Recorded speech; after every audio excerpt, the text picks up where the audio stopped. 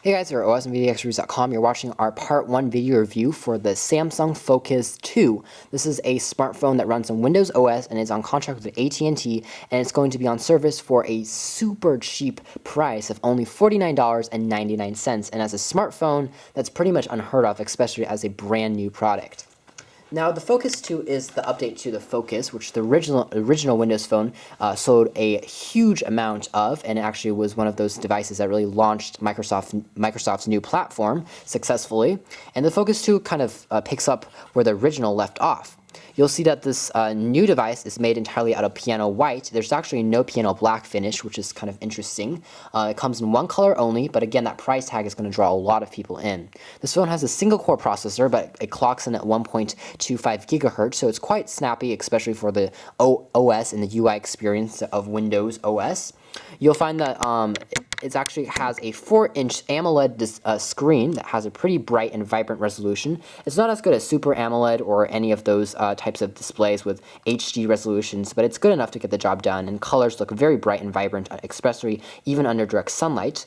Also, on the top of the screen, you'll find access to your speaker grill, which is easy to access, and you also have a front-facing VGA quality camera, as well as an ambient light sensor for detecting and automatically adjusting the screen brightness.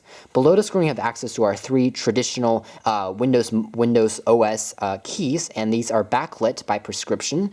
And the interesting thing here is these lights are extremely bright, and once I turn on the phone, you'll get an understanding of that. These things, you can see them a mile away, I like to say. But the good news is, again, it's backlit, so under direct sunlight, it is viewable. You can take you to go back. It takes you to your traditional Windows home key, and also takes you to a search key. These are capacitive again, so they're easy to press. On the right-hand side of the device, you'll notice that this phone has access to a power on and off switch. It also has access to, on the bottom here, a 2-stage camera shutter key. So to take pictures with the camera on the back, you press it once and then you press it down all the way in order to take shots. We like that Samsung has built in a dedicated picture-taking button here, so that you don't have to use a on-screen software button, which is quite annoying in my opinion because it's difficult to maneuver and navigate. And you'll find that on the bottom of the device, you'll find access to the micro USB for charging and syncing this device.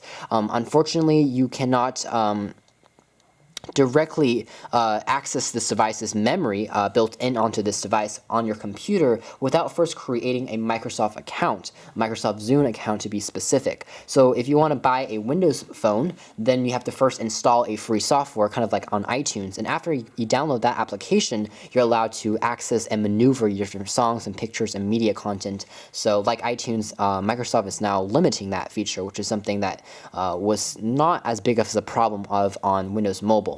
So Windows Mobile had a little bit more freedom in terms of that. On the left-hand side of the device, you have access to a pry hole to take the battery cover off. You also have a volume rocker that's large and easy to press. And on the very top of the device, you'll find access to a 3.5mm headphone jack that's easy to put in your favorite pair of headphones and start listening to music. And of course, sound quality on this device is very, very good. Overall, you'll see that this phone is very slim, it's very stylish, especially for the price tag. It has an amazing amount of technology built into this phone. It has 3G, it's GSM quad-band world phone, of course. It has Wi-Fi, it has Bluetooth, it has GPS, all those things that we've come to expect from a 21st century smartphone.